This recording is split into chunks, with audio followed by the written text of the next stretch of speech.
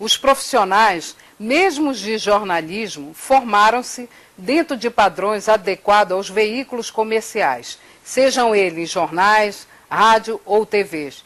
E no Brasil, o sistema público de comunicação é ainda muito recente. É possível construir um novo padrão para a comunicação pública? E para falar sobre este assunto, convidamos a professora da UNB, Ione Vasque Menezes. Ela é doutora em psicologia, professora do programa de pós-graduação em psicologia social e do trabalho e das organizações da UNB. Boa noite, professora. É possível mudar, né, a lógica de uma cultura construída ao longo da história? A cultura não muda por uma ação rápida, ela depende de experimentação. Não muda por decreto. Não muda por decreto. Não adianta a gente pensar que vamos fazer uma televisão pública e a partir de agora a gente vai ter já um modelo construído. A cultura vai mudar aos poucos.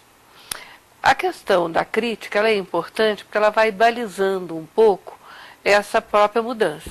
Então ela vai trazendo para a realidade da TV pública o que aquela população, aquele público está querendo. Então a crítica vai ser um fator importante.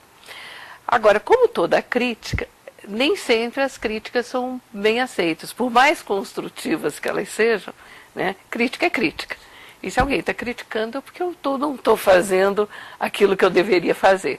Né? Ou pelo menos é essa lógica que a gente estabelece com a gente mesmo. Né?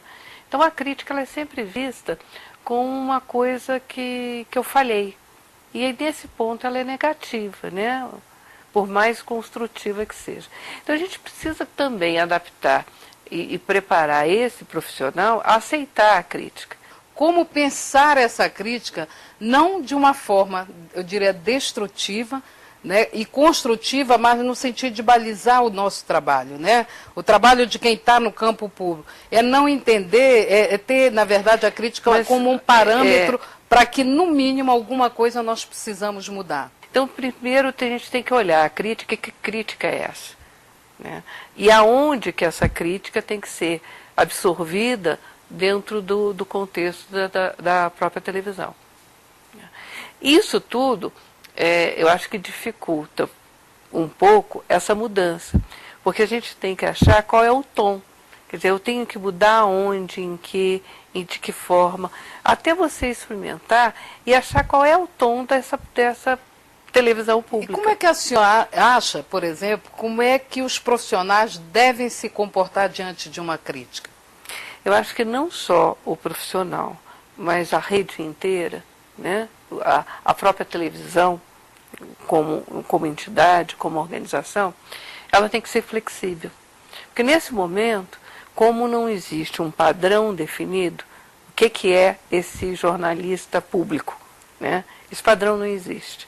Vocês vão ter que criar um padrão. Né? Para criar um padrão, eu preciso ser flexível, inclusive com as minhas verdades. Porque eu posso achar que esse padrão público é um determinado comportamento. E não ser, porque aquilo dali é uma verdade imbuída que eu tenho em função também de uma lógica comercial que eu fui criada, também no mundo capitalista que eu estou vivendo. Então, essa minha verdade, ela também precisa ser questionada.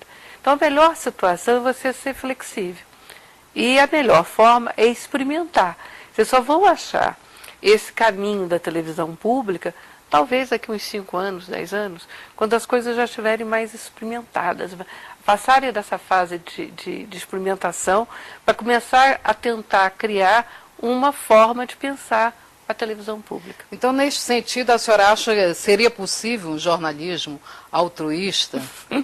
Porque, só um detalhe, porque a gente está falando, porque eu acho que a crítica, Sim. a gente está falando do campo público, mas a crítica, seja em que circunstância for, ela bate no outro como uma coisa destrutiva, como uma coisa ruim, algo não aceitável do seu trabalho. Então é possível pensarmos no jornalismo? Eu acho perigoso, sabe, esse jornalismo altruísta. Eu fico imaginando que seria assim, um movimento meio pendular. né? Onde você tem de um lado de cá a televisão comercial e no outro extremo essa televisão altruísta. Os dois extremos, a televisão que é muito comercial, quando a gente começa a assistir um determinado canal que tem uma novela, a novela é boa para isso, né?